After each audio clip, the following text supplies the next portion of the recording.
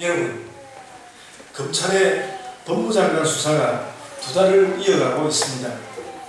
이제 이런 검찰을 어제 이런 검찰을 규탄하는 집회가 열렸는데 주중에 한 10만 정도 모일까 그렇게 예측을 했는데 100만 혹은 많게는 200만까지도 모였을 것이라는 굉장한 집회가 어젯밤에 열렸다는 보도가 나왔습니다. 또 숫자는 적지만 그와 정반대 입장에 있는 맞불 집회도 있기는 했다고 합니다. 저는 단 한 가지만 말씀하고 싶습니다. 이 사건은 우리나라의 민주주의가 발전해가는 과정입니다. 우리가 좀 속이 타기도 하지만 우리는 지금 온 나라가 함께 민주주의 공부를 하고 있는 것입니다. 그래서 이번 사건의 상식은 국민들이 이 사건을 넘어서 민주주의의 일보 전진을 해야 한다는 것입니다. 여러분, 요즘 일본의 민주주의가, 제가 잘 몰랐는데 일본의 민주주의가 굉장히 후퇴했다고 합니다. 굉장히 후퇴해서 어쩌면 이미 아시아 전체의 민주주의를 우리나라가 끌어가야 하는 그런 상황이 이미 왔고 앞으로 그렇게 굳어질 것 같습니다. 그래서 요즘 검찰 사건에 얽힌 가장 일반적인 상식은 바로 민주주의라는 것입니다. 민주주의 문제입니다. 그냥 짧게 드리고요. 그렇다면 이제 교회에 대한 질문입니다. 그렇다면 교회에서 가장 상식적인 것은 무엇인가? 교회에서 가장 상식적인 것은 무엇인가? 제가 빨리 답을 말하겠습니다. 그것은 믿음에 집중하는 것입니다. 믿음에 집중하는 것입니다. 교회에 대하여 그 어떤 생각을 가지고 있을지라도 누구에게나 아주 분명한 것은 교회에 오면 하나님을 만난다는 것입니다. 하나님을 만난다는 그 말이 부담스럽다면 하나님을 생각하는 것이라 해도 좋습니다. 하나님을 만나는 것이든 하나님을 생각하는 것이든 교회는 하나님과 결부됩니다. 그리고 사람이 하나님을 만나는 것은 믿음으로 하는 것입니다. 그래서 교회에서 가장 상식적인 것은 믿음이고 그 믿음에 집중하는 것입니다. 믿음은 사람이 하나님을 만나는 방법입니다. 우리는 오늘 본문 말씀을 그런 사실에 기초해서 봐야 합니다. 교회의 기본은, 교회의 기초는, 교회의 상식은 믿음이다. 그것에 기초하여서 오늘 말씀을 보아야 합니다. 그래서 오순의 제자들은 예수님을 향하여서 그 상식적인 말을 하였습니다. 우리에게 믿음을 다하소서. 주여, 우리에게 믿음을 다하소서. 제자들이 성경에서 한 말들 가운데 가장 잘한 말 중에 하나입니다. 주여, 우리에게 믿음을 다하소서. 이 말은 간단한 말이어도 상당히 많은 의미들을 순간적으로 품어내었습니다. 4절까지 해서 4절 앞서 나오는 5절에 믿음을 다하소서라는 말이 나오는데 그 4절까지 해서 예수님이 제자들에게 아주 중요한 주문을 하였습니다. 그 주문을 요약하자면 믿음이 연약한 자들을 죄에서 보호해라. 실족하지 않게 해라. 그런 주문을 제자들에게 하였습니다. 먼저 믿는 자들이 잘못해서 연약한 자들을 죄에 빠뜨리지 않도록 해라. 그 예수님의 주문이 절대적으로 하지 못하는 일은 아니어도 가만히 생각을 해보니까 제자들이 제대로 하지 못하고 있었는데 그래서 제자들은 예수님의 이 말에 자신들을 돌아보면서 일종의 절망감, 죄송스러움, 답답함 그런 것을 느꼈습니다. 여러분, 제자들이 절망하고 죄스럽고 예수님께서도 그런 주문을 하시는데 절망하고 죄스럽고 답답하고 그래서 어떻게 하였습니까? 우리에게 믿음을 다하소서. 그것으로 예수님께 응답하였습니다. 주님, 저희에게 믿음을 다해 주셔야 되겠습니다. 여러분, 어떤 중대한 문제 앞에서 제자들은 믿음이 문제라고 판단하였습니다. 주님께서 우리에게 어떤 것을 요구하시는데 그걸 하려고 하니까 우리에게 믿음이 없는 것을 발견합니다. 저희에게 믿음이 문제입니다. 여러분, 우리에게도 늘 가장 큰 문제는 믿음이라는 것을 잊지 맙시다. 약간은 말장난처럼 들릴 수 있지만 제자들의 믿음의 요청은 바로 그들의 믿음으로부터 나왔습니다. 믿음을 부주십시오 하는 그것도 작지만 믿음으로부터 나왔습니다. 제자들은 이미 전혀 믿음이 없는 사람들은 아니었습니다. 사람들은 원래 믿음도 있고 지혜도 있고 용기도 있고 욕망도 있고 인간의 이런 것을 다 가질 수 있습니다. 믿음은 그런 것 중에 하나로 여겨질 수 있습니다. 제자들은 다른 모든 장점을 얻는 방식으로 그렇게 믿음을 얻을 수 있다고 생각해 왔는데, 약한 자를 죄에서 보호하라는 예수님의 이 미묘한 요청 앞에서 그들이 믿음이 없다기보다는 뭔가 이 정도로는 안 된다는 것을 느낀 것이 분명합니다. 이 정도로는 안 되겠다. 그래서 그때 그들은 우리에게 믿음을 더하소서, 믿음이 없는 것이 믿음 좀 있는데 믿음을 더하소서, 그렇게 말씀하였습니다. 이 말은 하나도 없는 믿음의 시초를 달라고 하는 말은 아니었습니다. 일단 제자들은 이미 자신들이 믿음으로 행하고 있는 것을 알고 있었습니다. 여러분, 오늘 이 본문이 나오고 있는 자리가 어떤 자리입니까? 이 제자들은 이제 예루살렘 결전을 위해서 예수님과 함께 예루살렘을 향해서 올라가고 있는 장면이었습니다. 이런 장면이 믿음도 없는 가운데 일어날 수는 없습니다. 예수님을 큰 광야에 먼지를 무릅쓰고 예수님과 함께 그 예수님께서 애쓰시는 그 문제를 위해서 올라가고 있는데 믿음이 전혀 없이 할 수 있는 것은 아니었습니다.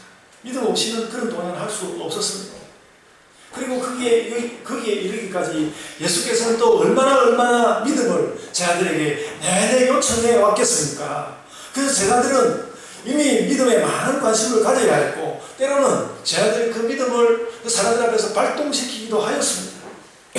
그런데 또다시 자신들의 인간성 전체를 돌아보게 하는 주님의 말씀에 부딪히자 그들은 모든 말을 제쳐두고, 할 수 있는 모든 말들을 제쳐두고 믿음을 더하여 달라고 말씀하였습니다.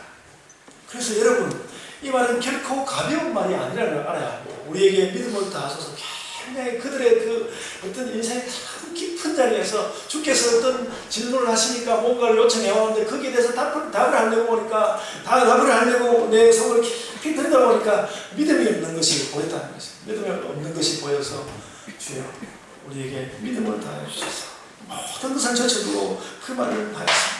우리는 교회가 늘 믿음 이야기를 하니까 믿음이 늘 있는 다반사처럼, 늘 있는 다반사처럼 여기기 쉽지만, 주님을 향하여 믿음을 구하는 것은 진정으로는 인생의 기로에서 있는 것입니다. 믿음을 주십시오. 인생의 기로에서 하는 말입니다. 그리고 이 말은 다른 데서는 하지 않습니다. 교회에서 하는 말이죠. 기독교인에게 의해서는 굉장히 중요한 말입니다. 믿음을 더하소서. 그리고 그 의미는 이렇습니다. 지금 주님 이제 보니까 우리에게 믿음이 없지 않고 조금 있기는 합니다. 그런데 이 정도 믿음으로는 뭐 할 수 있는 일이 없는 것 같습니다. 할 수 있는 일이 없는 것 같습니다. 그러니까 믿음을 더하여 주옵소서. 우리가 기도할 때마다 느끼는 것이 그것이죠. 하나님께 열심히 기도하려고 마음으로 기도를 하는데 나에게 믿음이 없는 것은 아닌데, 하나님을 따르고자 하는 마음이 없는 것은 아닌데, 뭔가를 하기에는 뭔가 역부족이고 좀 이거는 아무것도 못하겠는데요. 그런 마음으로 내가 믿음을 달라고 하는 것이죠. 그런 것을 여러분들이 느낄 수 있다면 그것은 여러분의 믿음의 복입니다. 이것은 예수님을 믿으며 교회를 생각하고 사회를 걱정하는 사람들이 가져야 하는 기도의 기본입니다. 믿음을 더하여 주소서. 기도의 기본입니다. 주께서 저희에게 믿음을 주셨는데 이 정도 믿음으로는 아무것도 할 수 있는 것이 없습니다. 한계의 고백이죠. 그러하오니 저희에게 믿음을 더하여 주소서. 교회에 행사가 있을 때마다, 한편에 또 저는 한편에 설교를 준비할 때마다, 여러분이 무슨 중요한 일을 할 때마다 느끼는 것이 그런 것입니다. 우리 믿음에 있어서 한계를 느끼는 것이죠. 하나님은 우리에게 기적을 원하시는데, 하나님은 바로 우리는 늘 하나님께 기적을 요구하는 것처럼 하나님께서는 우리에게 너희가 이제 기적을 행할 때가 아니냐, 하나님께서 우리에게 기적을 원하시는데 우리는 늘 그런 준비가 되어 있지 않다는 것입니다. 그러니 저희에게 믿음을 더하여 주소서, 이렇게 말하는 것이 교회의 상식이라는 것이죠. 이 교회에 있는 사람은 다 알아야 되는 교회의 상식입니다. 세상 사람들은 인격에 더 많은 것과 더 깊은 것, 믿음이 없으니까 인격에 더 많은 것과 더 깊은 것에 도달하는 것을 모르니까 우리는 세상 사람들과 늘 합리성에 대해서 이야기할 뿐이고, 어떤 이유로 마음을 다친 사람과는 그저 감정적으로 좀 소통할 수 있을 뿐입니다. 그런데 교회에 오면 이런 감정과 이런 지성을 다 넘어서 인격의 모든 것을 동원하는 믿음에 관하여 말씀하게 되는 것이죠. 그래서 교회는 세상을 넘어갈 수 있는 것입니다. 이것이 교회의 상식입니다. 교회에서 이보다 더 상식적인 것은 없습니다. 여러분, 그래서 교회는 믿음의 집입니다. 언젠가 한국 교회에 믿음의 집이라는 교회가 있었는데 참 좋은 교회 이름이라고 생각합니다. 믿음의 집. 늘 믿음이 요청됩니다. 여러분, 그리고 세상의 모든 것에 우리가 최선의 시선을 보낼 때 기독교인이 말할 수 있는 믿음이라는 이 말보다 더 적절한 말이 없습니다. 여러분, 나의 믿음이 너무 작아서 겨우겨우 교회에 왔다거나, 또 우리 청소년들이 어른들에게 이끌려서 겨우 교회에 왔다 하더라도 그래도 교회에 오는 것은 믿음으로 하는 것입니다. 우리 청소년 어린이들까지도 내 안에 이미 있는 이 믿음을 알면 좋겠습니다. 오늘도 성령께서 우리를 이 믿음에 이끌고 있습니다. 특히 예수님은 오늘 우리에게 바위 같은 믿음을 요청하지 않습니다. 제가 바위처럼 살아가보자. 그게 원래 저 운동권 노래인데 너무 복음하고 비슷해가지고 그 노래를 좀 좋아하는데, 바위처럼 살아가보자. 세상도 운동하는 바위처럼 살아가보자. 예수님은 바위 같은 믿음을 요청하지 않습니다. 6절 말씀을 보면 겨자씨 하나님만한 믿음을 우리에게 요청하고 있습니다. 겨자씨 하나님만. 여러분, 내가 아무리 시시한 신자라도 이 정도 주님의 말씀에는 응답할 수 있지 않겠습니까? 겨자씨 하나님만한 믿음. 아까 우리 전도사님도 이제 그림으로 보여줬는데, 저도 이제 그림으로 확인해 보니까 이 겨자씨라는 것이 깨알만 하거나 깨알보다 더 작은 것 같았습니다. 그런 깨알 같은 믿음이라도 우리가 가지고 있다가 나에게 뭔가 중대한 인생 사건이 있을 때 우리는 그 깨알만한 믿음을 가지고 이렇게 말해야 하는 것입니다. 주여, 저에게 믿음을 더하여 주옵소서. 이 깨알 같은 게 있는데 여기에 더하여 주옵소서. 이것이 교회의 상식이라는 것을 여러분들이 꼭 이해했으면 좋겠습니다. 꼭 이해했으면 좋겠습니다. 그리고 오늘 특별히 청소년들에게 저는 믿음을 요청합니다. 세상 모든 일은 지식과 도덕성을 합니다. 학교에서 배우는 것도 지식과 도덕성입니다. 세상 모든 일은 지식과 도덕성을 합니다. 그러나 사람들은 그것만으로는 결코 진정한 인생의 자리에 이르지 못함을 알고 다른 길을 구하였습니다. 바로 이런 사람들을 향해서 예수께서 던지시는 말씀이 있습니다. 수고하고 무거운 짐진 자들아 다 내게로 오라. 내가 너희를 쉬게 하리라. 이 쉼을 가질 때 우리 안에 무엇이 자리 잡겠습니까? 그것은 지식이 아닙니다. 강한 의지도 아니고요, 솟아오르는 감정도 아니고 그것은 믿음입니다. 우리가 예수 그리스도께 쉬러 왔을 때 우리 마음에 자리 잡는 것은 믿음이라는 것이죠. 그래서 믿음은 우리의 지성을 다 쏟고 우리의 도덕을 다 쏟아서도 안 되는 인생의 남은 문제를 해결하는 하나님의 능력입니다. 믿음은 또 하나님의 능력이 우리에게 들어오는 능력의 통로입니다. 그리고 그렇게 그것을 알 수 있는 것이 바로 교회의 상식이라는 것입니다. 여러분, 교회에서 사회의 상식을 통용시키려고 생각하지 마십시오. 교회에는 교회의 상식이 있는데 믿음입니다. 예수님과 대화하던 제자들은 그 예수님과의 대화에서 예수님께서 뭔가를 요청할 때 이게 아니구나, 믿음이라는 것이 있어야 하고 우리가 그것이 부족하거나 그걸 깨달았습니다. 그래서 교회에서 가장 상식적인 말은 바로 믿음입니다. 그리고 믿음을 가진 우리는 자꾸 주님께 더 매달려야 합니다. 그러면서 주여 우리에게 믿음을 다하소서, 우리에게 믿음을 다하소서. 그렇게 함으로써 우리가 하나님 안에서 자라가는 것입니다. 아멘 안 하시고. 그래서 우리는 믿지 않는 사람들에게도 그렇게 말할 수 있는, 믿지 않는 사람들에게도 말할 수 있는 것입니다. 당신이 하나님을 믿으면 더 큰 세계가 더 또렷하게 보일 것입니다. 초대교회부터 신자와 목회자와 신학자 모두가 힘을 합쳐서 깨달은 것이 이것입니다. 하나님을 믿으면 더 큰 세계를 더 또렷하게 볼 수 있습니다. 여러분, 한번 따라해 봅시다. 믿음이 기본이다. 믿음이 기본이다. 믿음이 상식이다. 믿음이 상식이다. 그렇게 기억하시기 바랍니다. 근데 여러분, 이제 본문을 거슬러 올라가서 제자들은 무슨 문제 때문에, 아까 이미 좀 이야기했습니다만, 제자들은 무슨 문제 때문에 믿음을 더하여 달라고 요청한 것입니까? 무슨 문제 때문에? 5절에서 사도들이 믿음을 더하여 달라고 요청했으니까 무슨 문제가 있었는지 1절로부터 4절을 살펴봐야 하겠죠. 그래서 1절과 4절을 통하여서 예수님이 꼭 하려고 했던 말씀은 3절에 잘 요약되었습니다. 1절부터 4절에서 하려고 했던 말씀이 4절에 딱 요약되어 있는데 지금 기가 막힌 문구입니다. 이렇게 예수님이 이렇게 요약해서 말씀했습니다. 만일 내 형제가 죄를 범하거든 경고하고 회개하거든 용서해라. 이런 말씀은 밑줄을 쫙 그어야죠. 밑줄을 쫙 그어야 합니다. 이것이 말하자면 연약한 신자들이 실족하지 않도록 하는 방법입니다. 너무나 간결하고도 명백한 말입니다. 저는 설교 준비를 하다가 속이 시원했어요. 늘 신학자들이 이런 문제를 제대로 정리를 못해가지고 늘 싸우고 그러는데 속이 시원했습니다. 이 말은 성경적 윤리의 결정판입니다. 우리가 살다 보면 이 원리를 자꾸 잊어버리는데 단단히 기억해야 합니다. 기독교 사회는 이 원리로 나갑니다.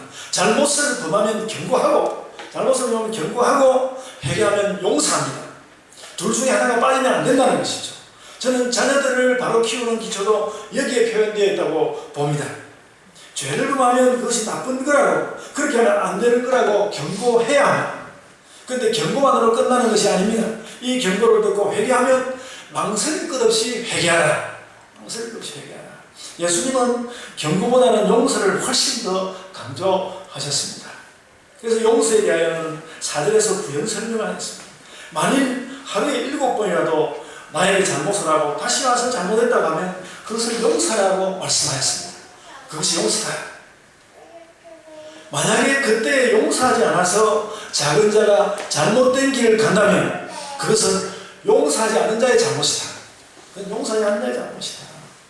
여러분 이것이 교회 공동체 내의 어려운 문제입니다. 먼저 가는 자가 그 어린 자, 뭔가 좀 작은 자들이 잘못하는 것을 끝없이 용서해야 된다는 것입니다. 세상에 여러 가지 죄가 많은데 신자에게는 용서하지 않는 죄가 매우 크다. 용서하지 않는 죄가 매우 크다. 우리가 이것을 오늘 꼭 배워야 하는 것입니다. 그래서 다른 본문에서는 그냥 7번이라 말하지 않고 이런 분을 7번이라도 용서해라. 그렇게 말했습니다. 이런 분을 7번이라도 용서해라. 만약 누가 나에게 이런 번씩 7번을, 즉 490번을 잘못한다면 우리는 아마 그를 향해서 미친놈, 무식한 놈, 반성이 없는 자, 원수 같은 놈, 상종을 못하는 자 그렇게 말할 것입니다.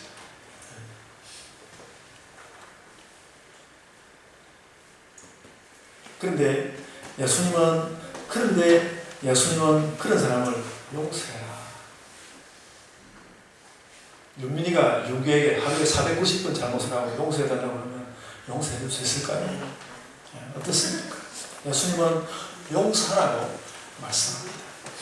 우리는 이것을 실현하여야 합니다. 기독교 윤리에서 굉장히 크고, 세상과는 분명히 다른 하늘을 닮은 게 490번이라도 용서해라. 용서를 490번? 이것은 실은 용서를 490번 한다는 것은 소위 말하는 천문학적인 숫자입니다. 이 용서를 천문학적으로 하라. 예수님께서 너희는 용서할 일이 많으면 여기 있으면 천문학적인 숫자가 오더라도 용서해라. 예수님은 그것을 요청하십니다. 예수님이 이 정도까지 요청하시기 때문에 용서하지 않는 죄가 매우 큰 죄라는 것을 알아야 합니다. 용서에 대한 예수님의 말씀이 이렇게 엄청난 것이었습니다. 그리고 우리는 이어서 이런 것을 함께 할 수 있습니다. 우리의 죄를, 그래서 하나님을 생각해야 되는데 우리 죄를 끝내 용서하시는 하나님의 사랑이 이런 것이구나, 혹은 또 그 이상 가는 것일 거다. 그러니까 하나님이 용서해서 무한하신 것이죠. 하나님이 용서해서 천문학적인 것이죠. 그래서 만약에 내가 이 끝없이, 그래서 말합니다. 여러분, 만약에 내가 이 끝없이 용서하는 행위를 할 수 있다면 그것은 내가 하늘나라를 이 땅에 끌어오는 일이 될 것입니다. 내가 용서를 끝없이 할 수 있다면 하늘나라를 내가 내 주변을 끌어오는 일이 될 것입니다. 우리는 원리적으로는 교회 부흥을 기도하기보다는 용서를 통하여서 하늘을 이끌어오게 하소서, 이런 기도를 해야 하는 것이 맞는 것일 것 같습니다. 이것이 진짜 기독교예요. 오늘 예수님이 이것이 진짜 나를 믿는 사람이야, 진짜 기독교인이야. 그래서 우리는 천국이라 하면 늘 보석같이 화려하거나 부족한 것이 없이 풍성한 것을 생각하죠. 근데 오늘 본문 말씀을 실마리로 찾아보는, 생각해보는 천국은 용서가 작동하는 나라. 천국은 용서가 작동하는 나라이다. 용서할 줄 알면 거기에 천국이 임한다. 오늘 말씀 우리에게 그것을 가르쳐주고 있습니다. 여러분, 이런 일을 할 수 있으십니까? 아멘. 아멘. 제자들이 바로 이 말 앞에, 그러니까 제자들이 이 말 앞에 절망했다. 여러분들이 아멘 안 하는 것처럼 제자들도 절망했습니다. 진짜 이것인데 내가 왜 이런 자리에 이르지 못하는 것인가. 제자들이 그 부분에 대해서 너무너무 자신에게 실망했습니다. 그래서 그때 그 절망한 제자들의 말이 그것이었습니다. 우리에게 믿음을 하소서. 용서란 믿음 없이는 할 수 없는 일입니다. 용서는 그리고 우리에게 하늘을 끌고 옵니다. 예수님은 그리고 용서에서 그치지 않고 우리에게 또 한 가지 쉽지 않은 임무를 부여하였습니다. 용서 하나만해도 버거운데 그 용서 앞에 해야 하는 일이 하나 더 있습니다. 이미 말씀드렸는데 누군가 나에게 잘못하는 것이 있다면 그 사람에게 당신이 이렇게 하면 잘못하는 거라고 경고를 하는 것입니다. 이건 당신이 잘못하는 것이야 경고를 하는 것입니다. 죄를 범하거든 경고하고 회개하거든 용서하라. 그래서 여러분, 용서만 하든지 아니면 경고만 하든지 둘 중에 하나만 해야지. 뭔가 엄한 느낌이 드는 경고도 해야 되고 자비의 느낌을 담아서 하는 용서가 함께 하는 것입니다. 주님, 우리가 무슨 돌고래 사나이입니까? 우리가 돌고래라는 사람들입니까? 이건 너무 가식적인 거 아닙니까? 이게 엄하기도 하고 자비롭기도 하고 어떻게 그럴 수 있습니까? 우리에게는 그런 마음도 들 수 있지만, 그래서 예수님이 어려울 것이라고 말씀하시면서 우리에게 그것을 꼭 해야 된다고 말씀하는 것입니다. 그래야 신자지, 그래야 믿는 자이지. 엄중함과, 그래서 이 문제에서 너희가 엄중함과 자비를 함께 가질 수 있는 우리에게 믿고 계십니다. 그래서 여러분, 오늘 용서 이야기는 제가 이미 했고요. 용서가 정말 용서가 되기 위해서 용서의 앞에 있어야 되는 일, 경고하는 것, 그 말씀을 짧게지만 좀 말씀하려고 합니다. 1980년 3월 엘살바도르의 가톨릭 대주교 오스카 로메로는 프로비덴시아 병원 그 예배당에서 예배를 드리다가 군인이 쏜 총탄을 맞아서 서거하였습니다. 죽었습니다. 이때 엘살바도르는 민주화 운동이 한참이었습니다. 그때 로메로는 다음과 같이 군대를 향한 경고의 메시지를 선포한 바가 있습니다. 형제들이, 그대들도 우리와 같은 사람입니다. 군인들을 향해서 그대들은 현재인 농민을 죽이고 있습니다. 어떤 군인도 하나님의 뜻을 거스르는 명령에 복종해서는 안 됩니다. 지금이야말로 그대들은 양심을 되찾아 죄악으로 가득한 명령보다는 양심에 따라야 할 때입니다. 하나님의 이름으로 아울러 날마다 더한 고통을 받아 그 부지전이 하늘에 나온 민중의 이름으로 나는 그대들에게 부탁하고 요구하고 명령합니다. 탄압을 중지하시오. 이런 선포를 하였습니다. 로메로의 선포는 그 시기 군대의 죄를 향한 경고였습니다. 그 경고의 대가로 로메로는 예배 인도 중에 저격당하였습니다. 그런데 바로 그 로메로의 그 경고가 양심의 소리로 1980년 전 세계에 메아리쳤습니다. 살바도르라는 영화 내용을 저는 다 잊어버렸죠. 굉장히 감동적으로 그 영화를 봤는데, 살바도르라는 영화가 있었습니다. 그 영화 내용은 다 잊었지만 오스카 로메로 대주교라는 이름은 제가 아직도 잊지 않고 있습니다. 그는 거룩한 경고의 진짜 모양을 그 시대에 보여주었습니다. 여기서 말씀을 맺으려고 합니다.